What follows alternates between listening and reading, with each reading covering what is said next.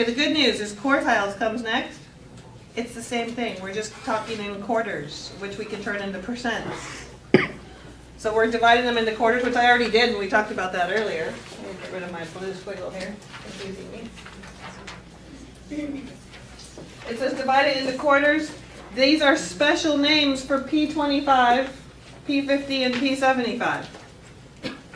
Because 25% is 1/4. Where did I write this? P25 is the same as Q1. If it starts with a Q, that means the first quarter. So 1/4 is 25%. If we want P50, we would call that Q2. What else did we call it earlier? The median. Everyone see it's just talking in quarters. And then P75 is Q3. 3/4. Yes. Our calculators give us the Q1 and Q3. Yes, I'm about to show you that. They do.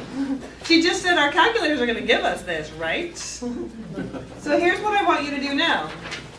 Type this list into L1 and do your 1-var stats like we practiced last time. Type it into your calculator into list 1 and do 1-var stats. If you don't have a calculator with you today, we'll tell you what it shows you. You'll be able to follow us. There's not that much we're going to do. It's the same thing we did last time, but we were looking for standard deviation and mean and so forth. So type your list in there and find 1-var stats. If you need to, your memory jog is how to get in there, ask me and your neighbor. All right, so real quick, I'm going to show you how you go ahead and enter data into a list. We're going to be doing that a lot this semester. And once we have our data in a list, then we're going to do what is talked about here in part A. We're going to find the 5-number summary. Now, if you don't remember how to do any of these steps, you can always go down to the bottom of the page, and there's directions for how to find the 5-number summary.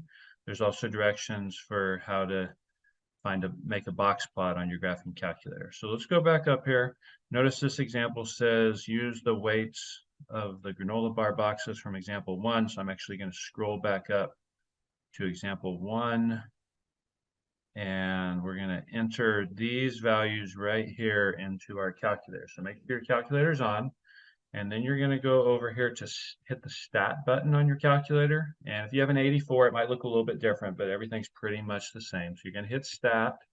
And then once you hit stat, you're going to hit edit. And that allows us to edit a list. So when you press enter, you get a bunch of lists, list 1, list 2, list 3. If you go to the right, there's even more lists. But I'm just going to go back and use list 1 here. And I'm going to enter these data points. So you just basically type them in, and every time you enter in a value, the first one's 1.5, you press enter, and then 6.6, 8, and so on. Go ahead and do it while I'm doing it.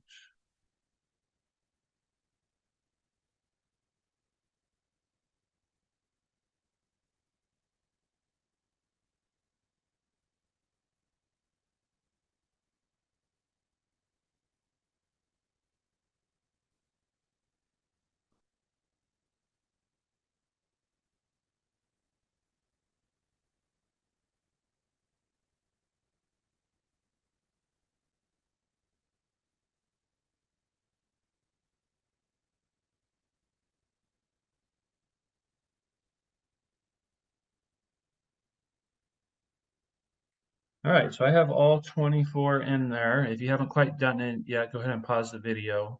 But I'm going to go ahead and move on. So now that I have my list, anytime you're at a place and you want to get out of where you are, all you have to do is go quit. So right here where the mode button is, it says quit above it. So you just go second quit.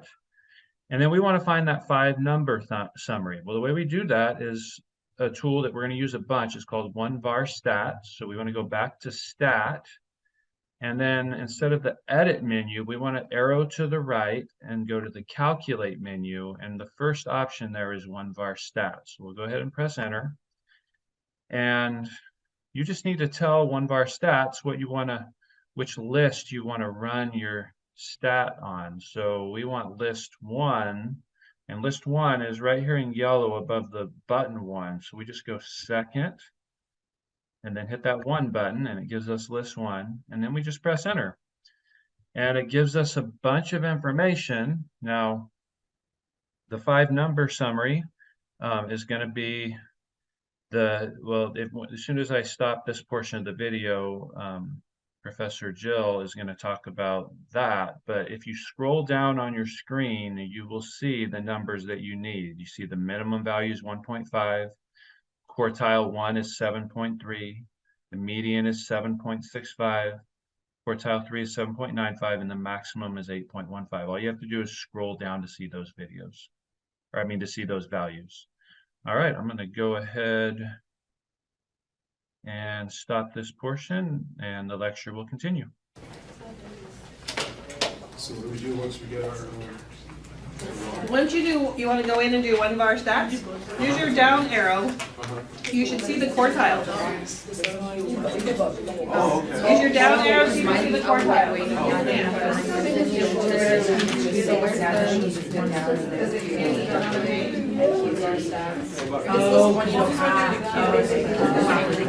Right, so it does show you Q2. It does. So Lexi asked a good question. She said it doesn't show me Q2. But does it? Her question was, it doesn't show me Q2. Q1 though. But it does, I said it does It's show the you median. Q2. It's the median, right? Is that what you're saying, Liam? That's the median. So that's making sure you know these things, right? I saw another hand. Was that yours, Kirsty? Yeah, so it's only going to ask us for Q1, Q2, and Q3, right? Not like Q16 or anything. Right, because we're talking about quarters. You Okay, only have just 1, making 2, sure. 3, or 4 quarters, right? 4 quarters would be all of it. So yeah, when we're talking about the Qs, it's only 1, 2, or 3. And technically, it only asks for 1 and 3, because Q2 is the median. So it might ask you to find Q1, 3, and the median, something like that.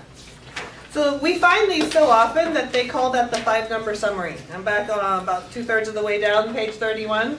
The 5-number summary is a list that has the minimum value, the Q1, the median, the Q3, and the maximum.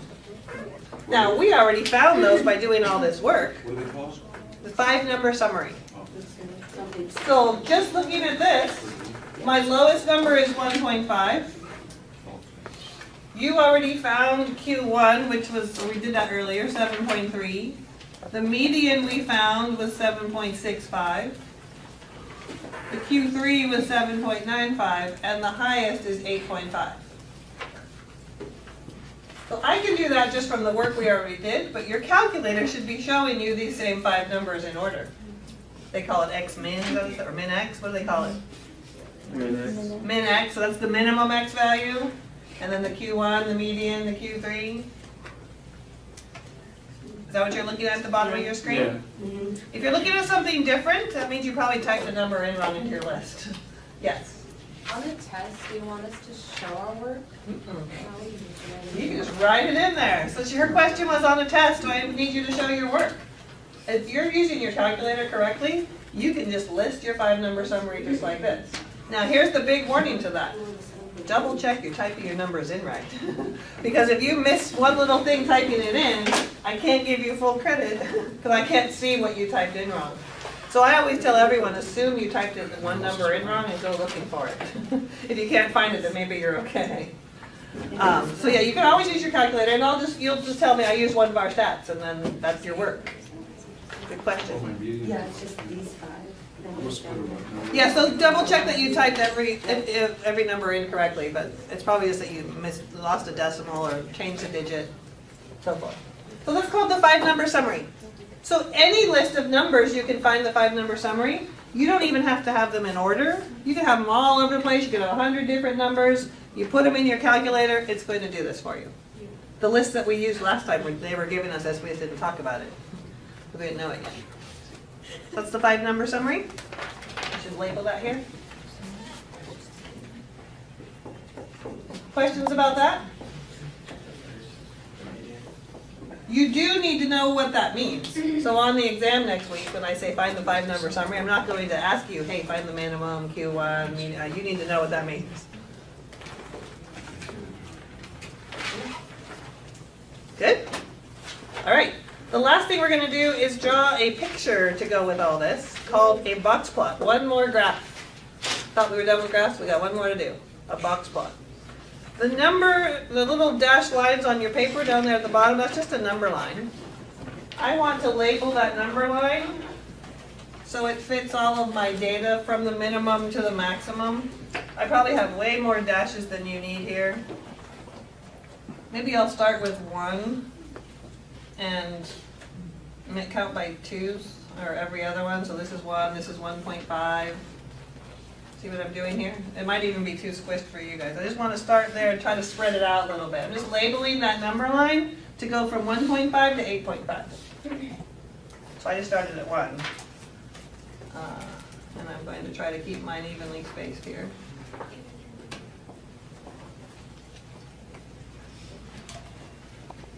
I think it'll work if we do it that way.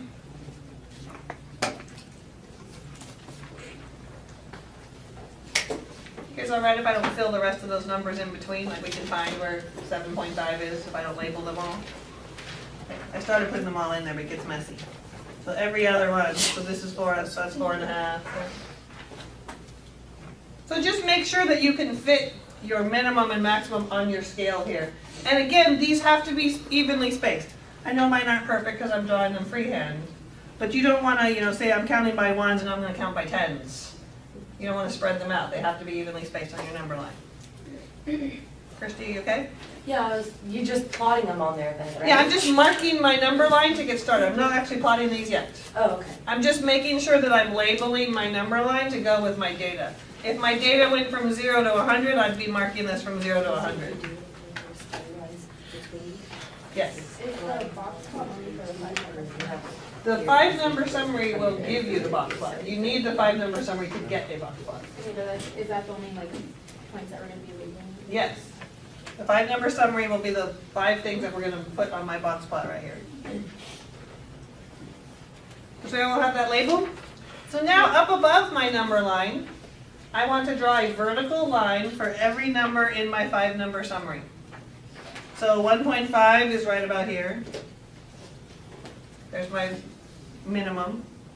7.3, that's a little bit tricky to find. This is 7, this is 7.5. So 7.3 is a little bit before that. Maybe here. I'm going to label it up above so you can see what it is. That one is 7.3, not quite 7.5. 7.65. Where's that? Just after. Yeah, just after the half. So maybe it's here. I'm going to draw an arrow, otherwise it's going to be hard to see. 7.65 is in there. A vertical line for each one. 7.95, just before the 8. Right, just barely before the 8. See if I can squeeze that in there.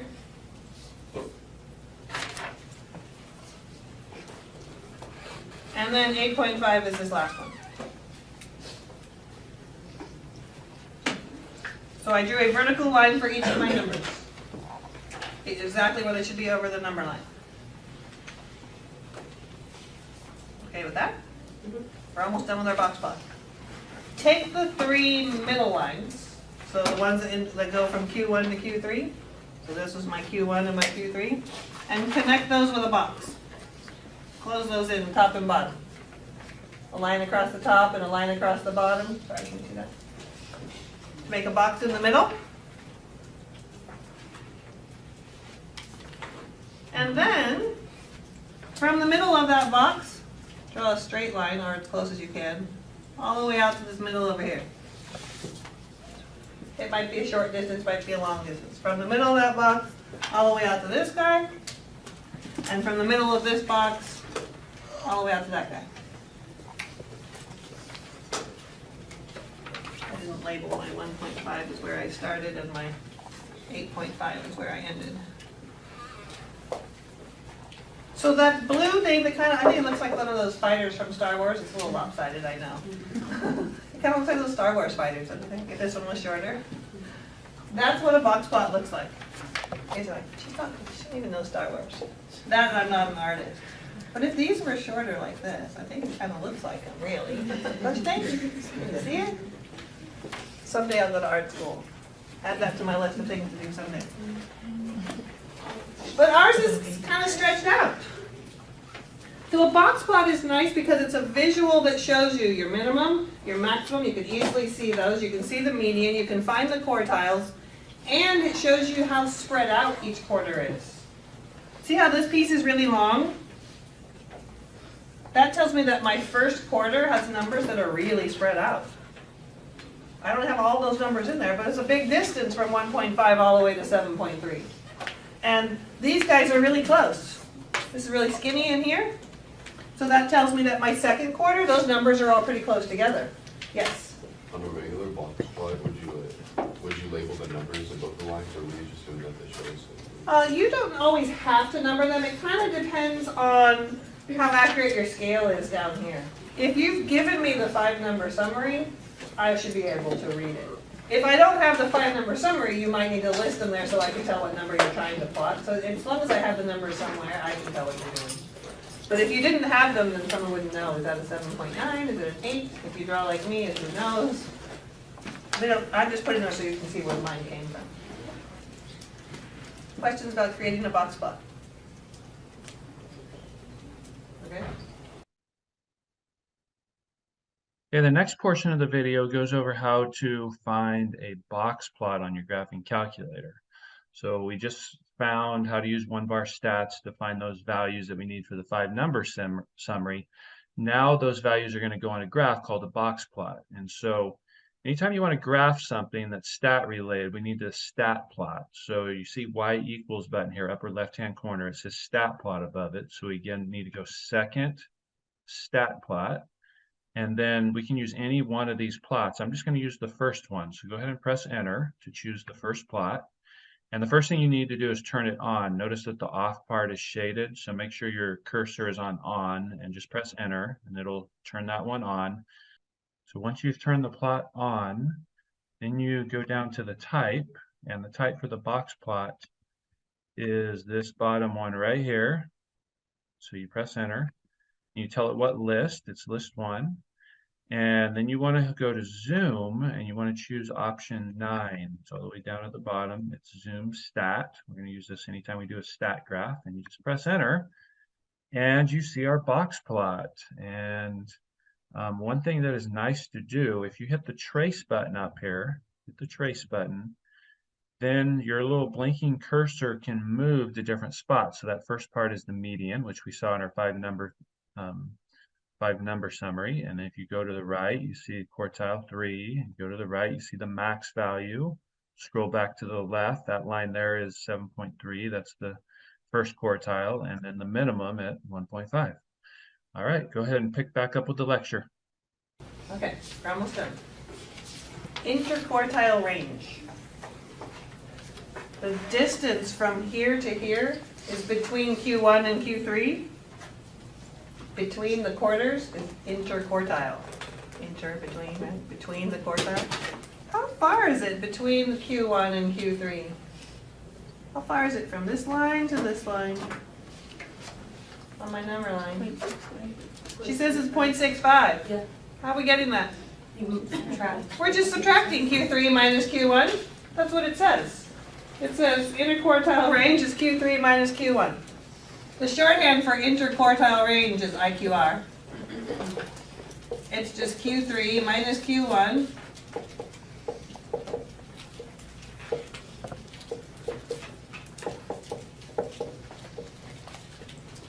.65.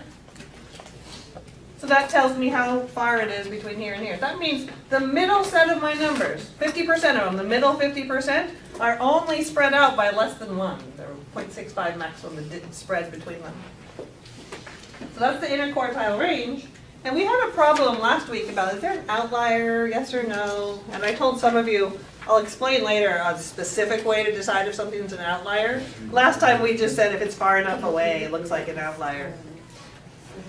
An outlier, let's see what this says here, is data values that are above Q3 by more than 1.5 times the IQR, or below Q1 by more than 1.5 times the IQR. What the heck does that mean? First off, did you agree it says 1.5 times the IQR? Yeah. So let's figure out what that is. What is 1.5 times my IQR? That's 1.5 times 0.65. I need someone to help me out there. 975. Tell me again. 0.975. 0.975? Yeah. You agree with her?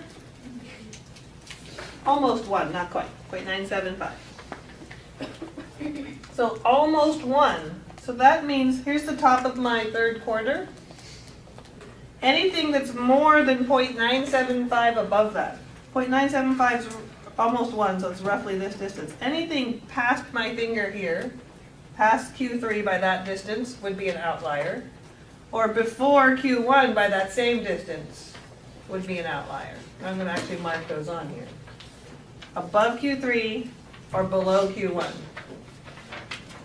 So if someone says, to explain to me what would be an outlier, what would be an outlier, the answer would be any numbers above this or below that. Let's talk about how we'd find them. Outliers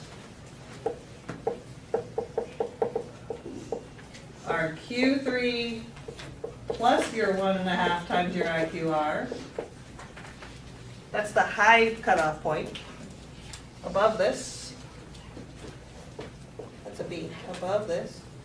Or below Q1 minus your 1.5 IQR. Looks scary, I know, just scary symbols. In this case, Q3 was 7.95. I'm going to add the 1.5 IQR that we just found. 0.975. Tell me what we get there. I can't add that in my head. 8.95? 8.925. Thank you, 8.925? Yeah. And over here, I'm going to take Q1, which was 7.3, and subtract that 0.975. 6.325. 6 point what? 325. 6.325? We agree? So what we're saying is that anything above this number or below that number is an outlier. A visual on my graph here,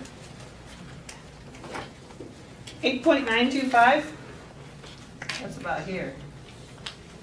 I'll draw a little vertical line here. Here's the cutoff here. Any numbers above that would be an outlier. Do I have anything higher than 8.925? My graph doesn't go past it, and my highest was 8.5. So I don't have any high outliers. But the other one, 6.325, that's roughly here.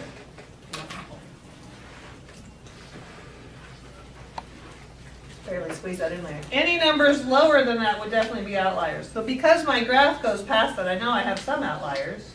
I just need to look up here now and see which ones are lower than that. Which numbers are lower than 6.325? Just that one. So 1.5 is my only outlier. I could have had a whole bunch. I could have had like a 1.5 and a 2 and a 3. I mean, any numbers listed that are lower than that. So this is a visual. You do not need to put these red things on the graph. I like to put them there just so you have a visual of that's how far out you go before you become an outlier. But really, you just need to have these cutoffs above this or below that. We agree that's my only outlier? Remember, these were boxes of granola bars. What do you think happened with that box? All of them were like 6.6 ounces, You gotta 8 eat real ounces. quick. What'd you say? You gotta eat real quick. Yeah, maybe someone opened it, maybe there was mice in the shop, who knows, right? Maybe the thing that fills it was malfunctioning. Something's different about that box of granola bars. It's an outlier, it's not like the other ones.